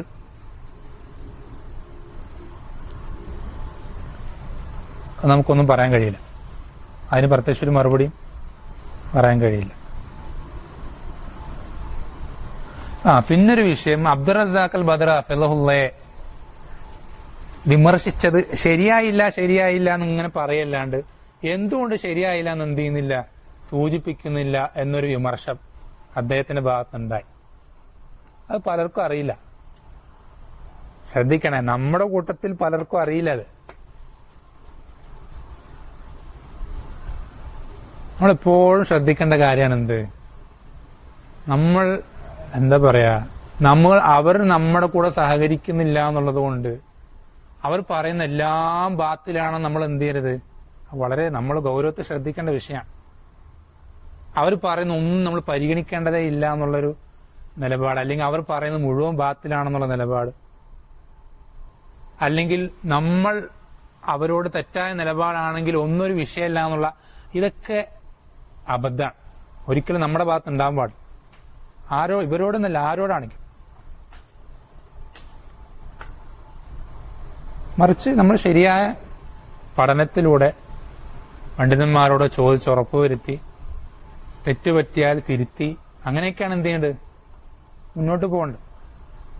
ഇവിടെ അബ്ദുർ റസാഖ് അൽ ബദർ ഹഫിളഹുള്ളയുടെ സംഭവത്തിൽ അദ്ദേഹത്തിന്റെ വിഷയത്തിൽ പറ്റിയതെന്താ, അദ്ദേഹം ഇഹ്യാ തുറാസ് അൽ ഇസ്ലാമി എന്ന സംഘടന, ആ സംഘടന ബിദഅത്തുകാരുടെ സംഘടനയാണ്, ഹിസ്ബിയത്തുള്ള സംഘടനയാണ് എന്ന് ഒരുപാട് കാലം മുതൽക്കേ പണ്ഡിതന്മാർ വിധി പറഞ്ഞിട്ടുള്ള സംഘടനയാണ്. ഈ സംഘടന സംഘടിപ്പിച്ച മജ്ലിസിൽ ആര് സംസാരിക്കാൻ പോയി, അവരുടെ ക്ഷണം സ്വീകരിച്ചിട്ട് അബ്ദുർ റസാഖ് അൽ ബദർ ഹഫിളഹുള്ള സംസാരിക്കാൻ പോവുകയും അവിടെ പോയി അദ്ദേഹം ക്ലാസ് എടുക്കുകയും സംസാരിക്കുകയും ചെയ്തു. ഇതാണ് എന്ത് വിഷയം. ഇങ്ങനെ സംസാരിക്കുന്നത് തെറ്റാണോ എന്ന് നമ്മളോട് ചോദിച്ചാൽ നമ്മളെന്താ പറയാ, ഒരു തെറ്റുമില്ല പറയും. അവരോട് ചോദിച്ചാൽ എന്താ പറയാ, ബിദഅത്തുകാരനായെന്ന് പറയും. രണ്ടും തെറ്റാണ്. രണ്ട് നിലപാട് ശരിയല്ല. രണ്ട് നിലപാടും ശരിയല്ല. മറിച്ച് സലഫുകൾ പറയാറുള്ള വിഷയം എന്താ, ബിദഅത്തുകാരനേക്കാൾ നമുക്ക് പേടിയാണ് ആരെ, ബിദഅത്തുകാരുടെ കൂടെ ഇരിക്കുന്നവർ എന്ന് സലഫുകൾ പറയാറുണ്ട്. ബിദഅത്തുകാരേക്കാൾ നമുക്ക് പേടി ആരാ, ബിദഅത്തുകാരുടെ കൂടെ ഇരിക്കുന്ന സലഫിയത്ത് വാദിക്കുന്നവരാണ് സലഫുകൾ പറയാറുണ്ട്. അത്രയും ഗൗരവമുള്ള വിഷയമാണ്. എത്രത്തോളം സലഫുകൾ പറയുന്നത്, മൻ ഖഫിയ അലൈന ബിദഅത്തുഹു ലം തഖ്ഫ അലൈന ഇൽഫത്തുഹു. നമുക്കൊരാളുടെ ബിദഅത്ത് ഇനി കാണാതെ, ഒരാളെ ബിദഅത്ത് ഒളിപ്പിച്ചു വയ്ക്കുകയാണ് വിചാരിക്കുക. അങ്ങനെ നമുക്കൊരാളുടെ ബിദഅത്ത് അറിയാതായാൽ നമുക്ക് എന്തറിയാതാവൂല, അവന്റെ കൂടിയിരുത്തവും അവന്റെ സൗഹൃദവും നമുക്ക് അറിയാതാവൂല. അങ്ങനെ പറയുന്നതിന്റെ അർത്ഥം എന്താ, അതിലൂടെ എന്ത് മനസ്സിലാക്കാൻ സാധിക്കും, ഒരാളുടെ ഉള്ളിലുള്ള ബിദഅത്തിനും തിരിച്ചറിയാൻ. അത്രയും ഗൗരവമുള്ള വിഷയമാണ്, അത്രയും ഗൗരവമുള്ള വിഷയം. അപ്പൊ അബ്ദുർ റസാഖ് അൽ ബദർ ഹഫിളഹുള്ള ബിദഅത്തുകാരനായോ? അവിടെ പോയി ഇരുന്നില്ല ബിദഅത്തുകാരുടെ കൂടെ. അവര് ബിദഅത്തുകാരാണെന്നുള്ള നമുക്ക് സംശയമൊന്നുമില്ല. ഇഹ്യാ തുറാസ്, അപ്പൊ അവരുടെ കൂടെ പോയി ഇരുന്ന് അബ്ദുർ റസാഖ് അൽ ബദർ ബിദഅത്തുകാരനായോ? തുറാസി ആയോ? നമ്മൾ ശ്രദ്ധിക്കേണ്ട വിഷയം എന്താ വെച്ചാല്, എഴുതി വെച്ചോ, ഇങ്ങനെ ഉള്ള മനഹജിൽ പ്രശ്നമുള്ള ആളുകൾ നമ്മളെ അങ്ങോട്ട് ക്ഷണിക്കുക, നമ്മളെ പ്രശ്നമുള്ളവർ ഇങ്ങോട്ട് ക്ഷണിക്കല്ല. മനഹജിൽ പ്രശ്നമുള്ള ആളുകൾ നമ്മളെ അങ്ങോട്ട് സംസാരിക്കാൻ ക്ഷണിക്കുമ്പോൾ 3 നിബന്ധനകൾ പാലിക്കുകയാണെങ്കിൽ നമുക്ക് എന്ത് ചെയ്യാം, അവിടെ പോയി സംസാരിക്കാം. ശ്രദ്ധിക്കണേ, അസ്ലിതാണ്, എന്താണ്, പോവാൻ പാടില്ല. ഇനി അത്രയും വലിയ മസ്ലഹത്ത് ഉണ്ടെങ്കിൽ ഈ 3 നിബന്ധനകൾ പാലിച്ചിട്ടാണെങ്കിൽ എന്ത് ചെയ്യാം, സംസാരിക്കാം എന്ന് ആര് പറഞ്ഞു? ഒരുപാട് പണ്ഡിതന്മാർ പറഞ്ഞിട്ടുണ്ട്. ഞാൻ കേട്ടത് സാലിഹ് സുഹൈമി ഹഫിളഹുള്ള, മദീനയിലെ മുഫ്തി.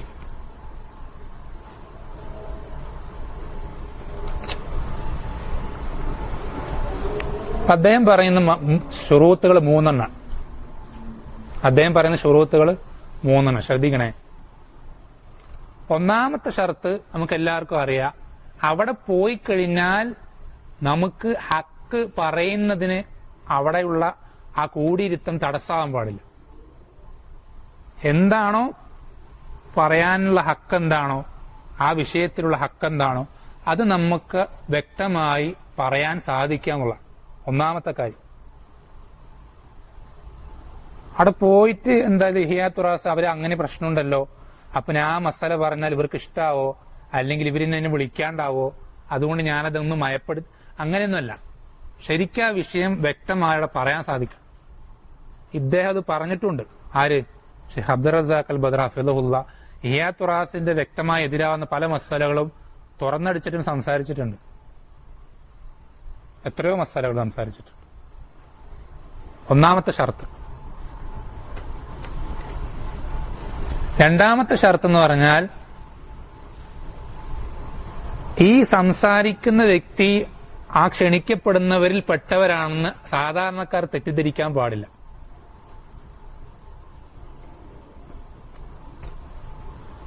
സംസാരിക്കുന്ന വ്യക്തി അവരിൽപ്പെട്ടവരാണ് എന്ന് സാധാരണക്കാർ തെറ്റിദ്ധരിക്കുന്ന ഒരവസ്ഥ ഉണ്ടാവാൻ പാടില്ല.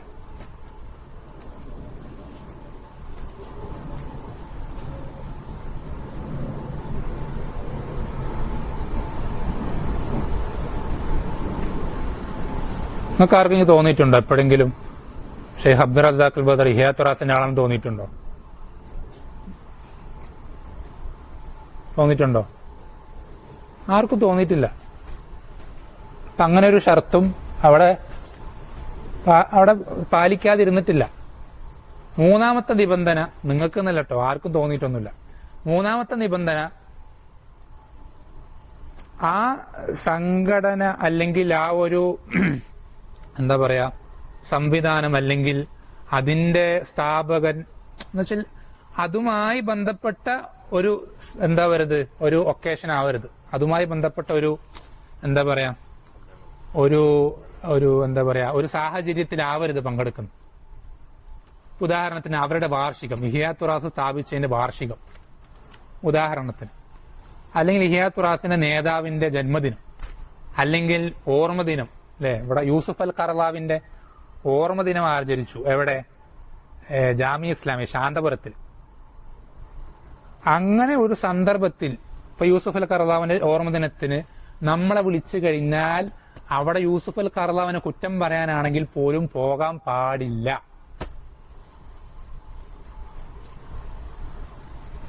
അവിടെ ആര് പോയി? അത് പിന്നെ പറയാം, അത് വേറെ വിഷയം വരുന്നുണ്ട്. കുറെ തൽബീസുകളൊക്കെ മിക്സഡാണ്, അങ്ങോട്ടും ഇങ്ങോട്ടൊക്കെ കണക്റ്റഡാണ്. അത് പിന്നീട് പറയാം.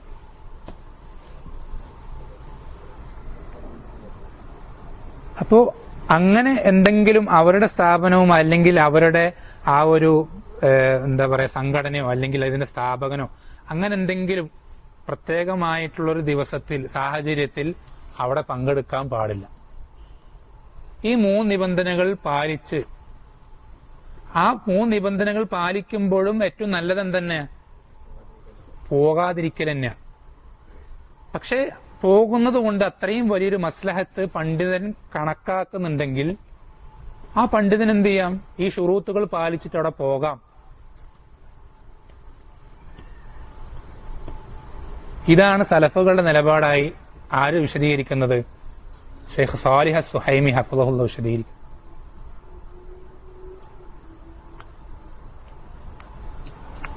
ഇങ്ങനെ ഒരാൾ പോയി കഴിഞ്ഞാൽ നമുക്ക് പറയാൻ, ഇങ്ങനെ ഒരു പണ്ഡിതൻ പോയി വിചാരിക്കാം, നമുക്ക് അദ്ദേഹത്തെ ഇൻകാർ ചെയ്യാൻ പറ്റുന്നതിന് ഏറ്റവും മാക്സിമം എന്താണെന്നറിയോ? ഏറ്റവും നിങ്ങൾ പോകാതിരിക്കലാണ് ഏറ്റവും നല്ലതെന്ന് പറയാം. അത്രേ ഇതിൽ മാക്സിമം പറ്റുള്ളൂ. നമുക്ക് ഒരു പണ്ഡിതൻ ഷുറൂത്തുകൾ പാലിച്ചിട്ട് ഇങ്ങനൊരു സ്ഥലത്ത് പോയി വിചാരിക്കുക, ഇഹിയാത്തുറാസിൽ പങ്കെടുത്തു, നമുക്ക് അദ്ദേഹത്തോട് പറയാൻ സാധിക്കുന്ന ഏറ്റവും മാക്സിമം എന്താണെന്നറിയോ? നിങ്ങൾ പോകാതിരിക്കലാണ് ഏറ്റവും അഫ്ദല്. അത് ഖിലാഫുൽ ഔലിയാണ്. നമുക്ക് അത്രേ ഇതിന് പറ്റുള്ളൂ. നമുക്ക് ഈ വിഷയത്തിൽ ഈ മസല അത്രയേ ഉള്ളൂ. ഈ മസല അത്രയേ ഉള്ളൂ.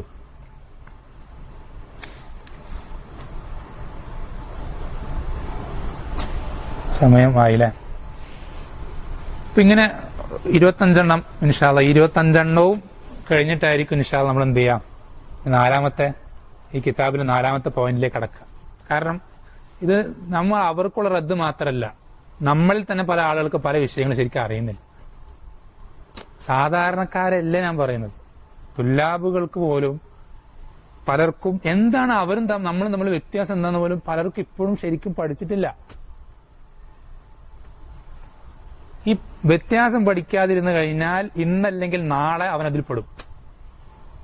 അത് അവരെന്നല്ല, ഏത് വിധേയത്താരായിക്കോട്ടെ. എന്താണ് നമ്മൾ അവരും തമ്മിൽ വ്യത്യാസം എന്താണ് എന്നറിയില്ലെങ്കിൽ ഇന്നല്ലെങ്കിൽ നാളെ അവൻ അതിൽ പെടും, അത് ഉറപ്പാണ്.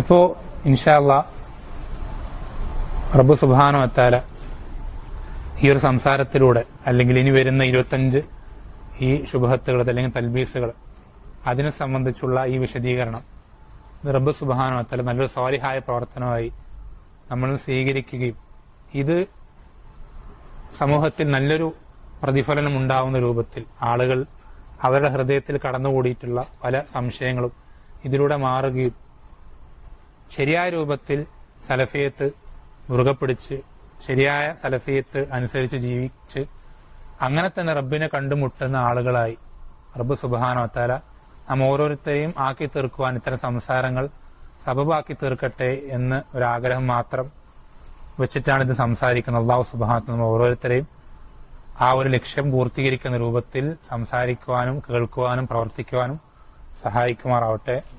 വസല്ലല്ലാഹു വസല്ലം അലാ നബീന മുഹമ്മദിൻ വൽഹംദുലില്ലാഹി റബ്ബിൽ ആലമീൻ. സുബ്ഹാനക അല്ലാഹു ബിഹംദിക അഷ്ഹദു അൻ ലാ ഇലാഹ ഇല്ലാ അൻത അസ്തഗ്ഫിറുക വഅത്തൂബു ഇലൈക്.